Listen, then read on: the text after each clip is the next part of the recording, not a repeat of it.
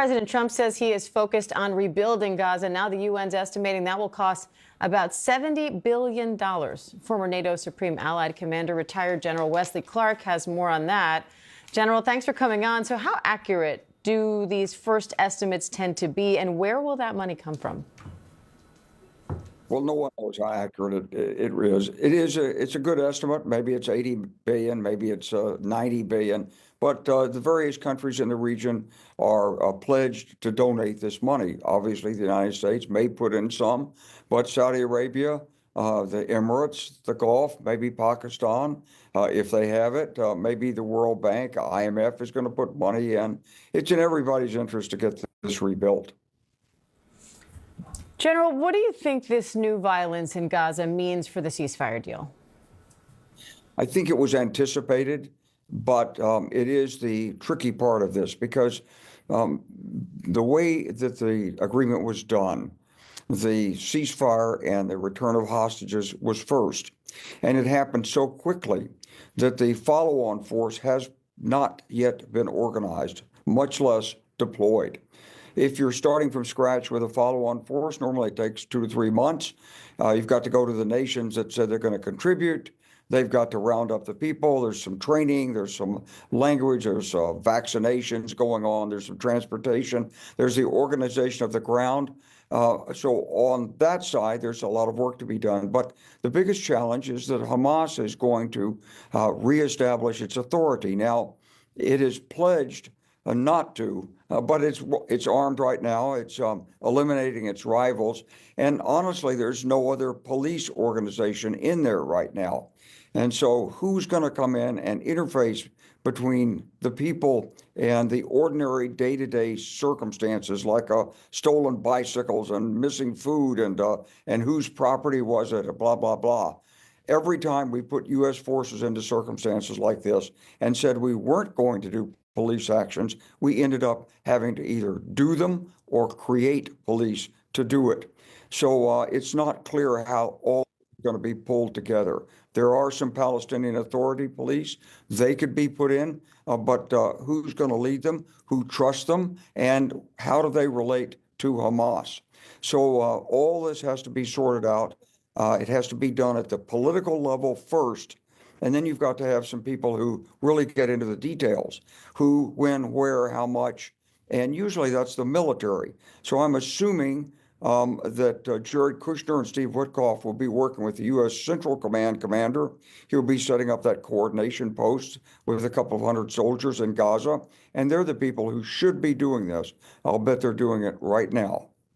And French President Emmanuel Macron says the extremely complex process of disarming Hamas will take time and require extremely rigorous international monitoring. Do you agree, and do you think it can be done? Have to get strategic consent from Hamas. So this is the hard part. So we've promised them amnesty in the agreement. We've said they could leave. We said they have no role in the future of Gaza. Well, that's the hard part. They want a role. And so now that they're out in the open, we're estimating maybe 15,000 members of Hamas. We've got to get their strategic consent to this. Otherwise, it won't go forward. If Hamas simply digs in and says, okay, thanks a lot for the, we're holding, you come meet us on our terms. We've got a role in the future. It's going to be tough. All right, retired General Wesley Clark, we appreciate your time today, as always. Thank you. The only reason the Palestinians want to go back to Gaza is they have no alternative. It's right now a demolition site. This is just a demolition site. Virtually every building is down. They're living under fallen concrete that's very dangerous and very precarious.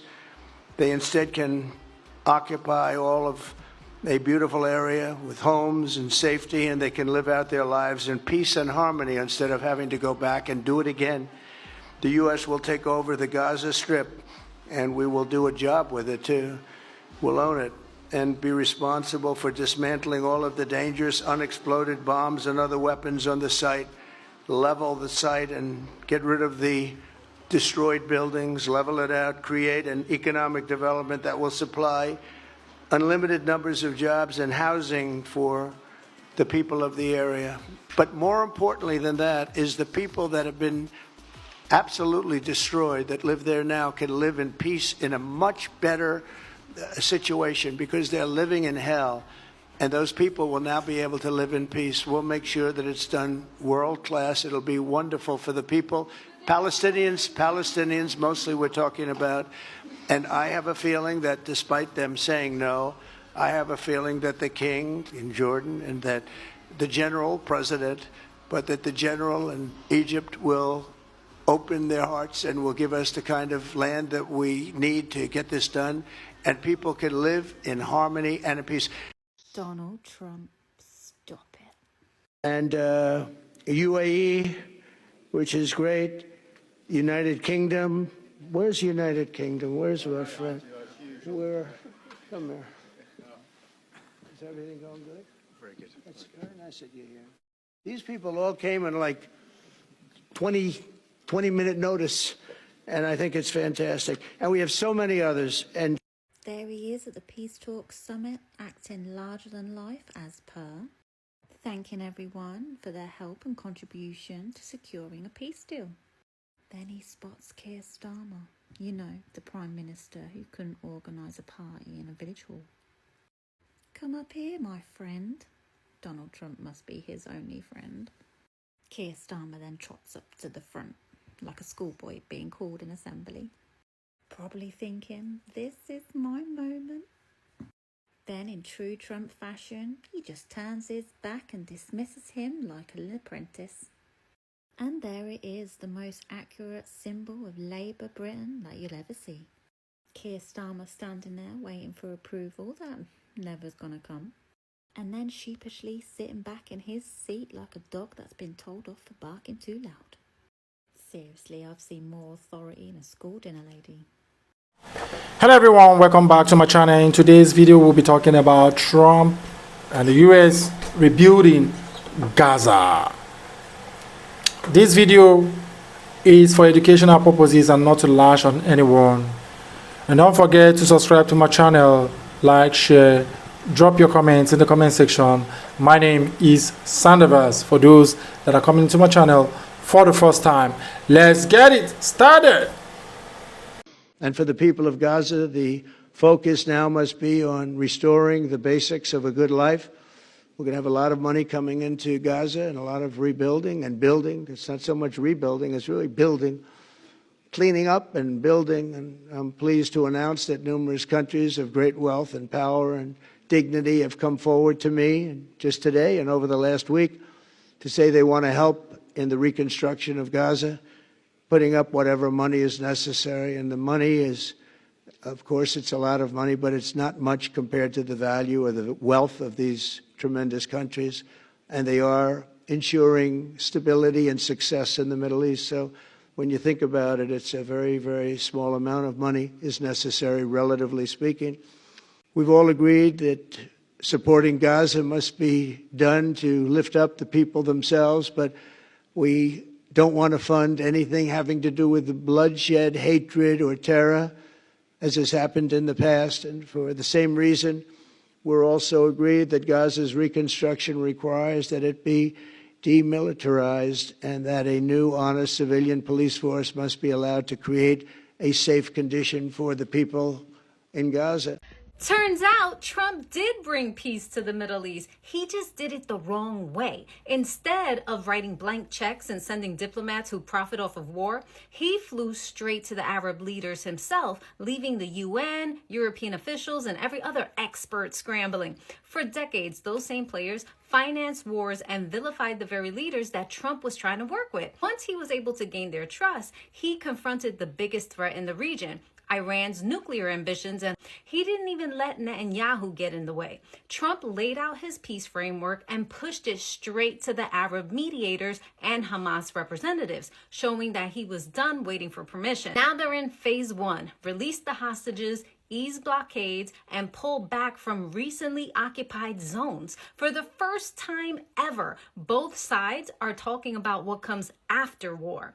The Gaza conflict has already cost over $67 billion, while global defense companies, they've reported more than $630 billion in profits just last year. Trump's plan flipped that script, making stability more profitable than chaos. Because sometimes peace doesn't come from playing by the rules, it comes from rewriting them. This Gaza peace plan is divided into 3 phases: Phase 1, Phase 2, and Phase 3. In the first phase of the Gaza peace plan, highlighted by the yellow outline on the map, Israeli forces begin pulling out of several populated areas so that they control only about half of Gaza. This reduction comes as a hard-won ceasefire finally silences the bombs and artillery. During this period, hostages changes take place. The Gaza militants starts by releasing some Israeli hostages, while Israel responds by freeing nearly 1,900 Palestinian prisoners in exchange for 48 hostages. However, for the earliest stage, only about 20 prisoners may be released. This is where humanitarian aid begins to pour into Gaza. Around 400 trucks enter each day, helping reopen bakeries and hospitals. This surge in supplies allows many displaced families to return home, and with airstrikes paused, international organizations are able to distribute food and medicine more freely than before. The second phase is set in motion. Israeli forces G withdraw even further and now govern Tego 40% of Gaza. At this stage, Hamas releases the remaining 28 living Israeli hostages, while Israel lets go of about 1,000 additional Palestinian prisoners, many of whom were detained after the October 7th attack. At the same time, political reforms get underway. Gaza's administration shifts temporarily to a group of technocrats backed by the international community to ensure fair and neutral governance. The work increasingly focuses on rebuilding basic infrastructure, restoring power, reliable water, and safe living conditions. In the final phase and third phase, here as you can see is the smallest zone that is the white line. The last Israeli troops exit most of Gaza, retaining control over roughly 15% along the border. Deceased hostages and prisoners are repatriated. Here blockades and restrictions are lifted, allowing unrestricted aid and goods. Gaza moves towards stable civilian rule, free of conflict and occupation. The roadmap isn't simple. Even after all these changes, Israel will maintain control over key areas marked by a white line on the map. So a large part of Gaza remains under some level of Israeli authority, even as the peace plan tries to offer a real path forward for millions of people worn down by years of conflict and shifting front lines. But if this plan collapses like others have before, Israel is prepared to use force to retake Gaza, and the cycle of violence could begin all over again. There's no question that if this goes as planned, if we see those remaining hostages freed and Israel begin its withdrawal, it is a remarkable achievement, and President Trump most certainly deserves credit for his role. He has done this through diplomacy, pressure, and the sheer force of his personality and persistence. He dispatched diplomats again and again, made threats just in the last few days to Hamas, saying again if they did not sign the deal, all hell would break loose. And they had the bombing of Iran as an example of that. But perhaps most importantly, he pushed Benjamin Netanyahu in ways his predecessor and others have not. Robin. And what finally got the two sides to this point? And will it be able to get phase 2 off the ground? Well, you know, Robin, throughout this process, President Trump never wavered in his support for Israel. But when Netanyahu ignored much of what Trump was trying to accomplish by continuing to bomb over the last few months, Trump laid down the hammer with Netanyahu, essentially saying enough is enough. Trump had also told Netanyahu that he was opening indirect negotiations with the Iranians, which put even more pressure on the Israeli prime minister. Obviously, the coming days will prove whether the rest of the plan comes to fruition. But if those hostages are freed, which would leave Hamas without their major bargaining tool, this is a huge moment for Donald Trump. A ceasefire in the Middle East is holding as Israel and Hamas prepare for the final release of remaining hostages. President Trump is expected to arrive tomorrow for the signing of his historic peace agreement in Israel and Egypt. In Tel Aviv, tens of thousands gathered in Hostage Square to celebrate what many called the end of a 2-year nightmare, cheering Trump and thanking U.S. negotiators Steve Witkoff and Jared Kushner. Ivanka Trump praised the hostages' courage, promising that President Trump sees you, hears you, and stands with you. In Gaza, hundreds of thousands of Palestinians are returning north, finding 90% of the territory in ruins and thousands still buried beneath rubble. While aid convoys bring food, water, and shelter, uncertainty remains over who will govern Gaza and whether Hamas will disarm. Israel has withdrawn troops to agreed ceasefire lines. Hostage releases are expected to finish by Monday, followed by a large-scale exchange of 2,000 Palestinian prisoners, marking a fragile but historic step toward regional stability. So here is a thoughtful perspective of Trump's proposal to rebuild Gaza, mixing real-world feasibility, political implications, and moral questions based on what we currently know. One, what Trump is saying, ambitious but vague. Trump's core idea is that U.S. will take up the whole of Gaza, clear the rubble, relocate the inhabitants of Gaza temporarily, and rebuild Gaza into something better than before. So potentially, with the U.S. oversight, investment, and control, in theory, it sounds like post-war reconstruction, but the way he presents it suggests more than humanitarian aid. He implies American ownership, under control, and perhaps touching economic transformation. Now, on the surface, this raises both hope and red flag. Secondly, my thoughts looks at the concerns side by side, the possibilities. If it is done right, Gaza needs rebuilding badly. The destruction from Israel-Hamas war is really on a catastrophic scale. Rebuilding Gaza, housing, water, infrastructure, and the rest of them is urgent. So someone has to take the lead in doing this, if done multilaterally with international cooperation. For example, the United Nations, Arab League, Palestinian Authority, and so on. It could create a chance for real stability if the reconstruction guarantees local Palestinian control in the long run and avoid political demolition.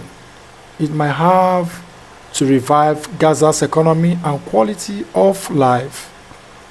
Massive investment, from the US and Gulf states to turn Gaza into a livable place or habitable place again, but only if the process respects the population's rights and inputs. The challenges are very real. The forced relocation, temporarily moving 2 million people, sounds like humanitarian disaster that is waiting to happen. Think about where would they go, where would they return. So it sounds logistically and unethically impossible unless it is being handled with extreme care and full consent. The ownership and the language, if you look at it, is dangerous. So saying that the US is going to own Gaza, it triggers fear. In fact, not fear, fears of neocolonialism. If you look at it, you see that it undermines Palestinian self-determination and it's not stable. So if Trump is suggesting US military control, civilian oversight, now, what role is there for Palestinians? So it's a big question to answer. What is the role for Palestinians? So let's bring it down now. Now, until these questions are clearly answered, the plan cannot be taken as face or at face value. Now, what about Israel and Egypt? These are key players in the Gaza blockade. Any construction must involve their cooperation, and neither is eager for a US-led plan that will shape the region without them leading come out to play well. International backlogs. Other countries, especially in the Muslim world, will look at this as US unilaterally,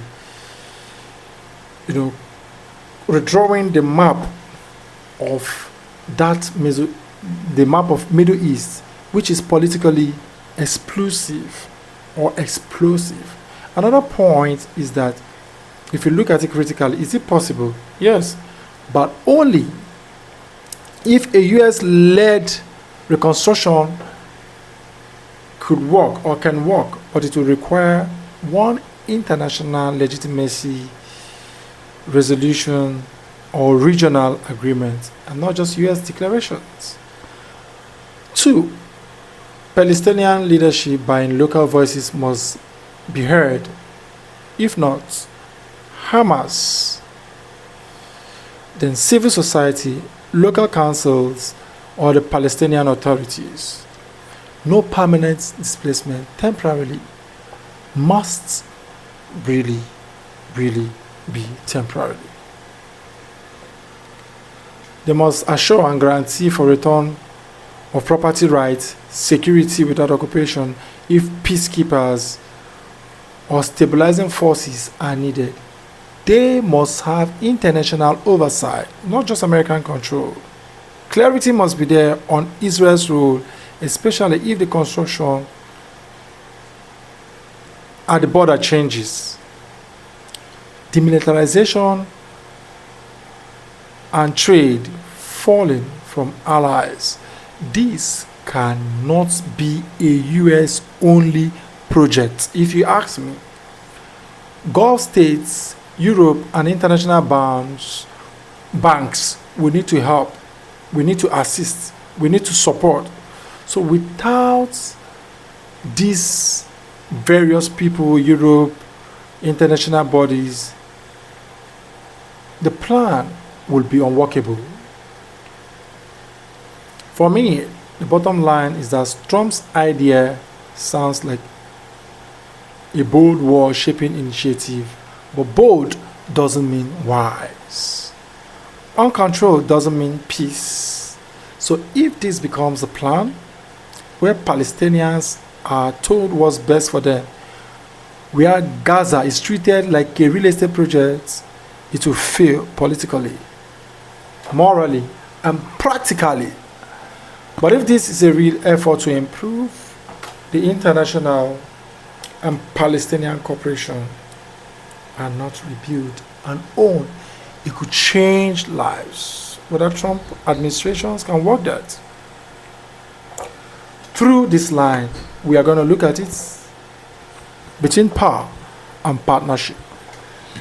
That is a real test of this matter. And this is my thought on this rebuilding of Gaza. What do you think?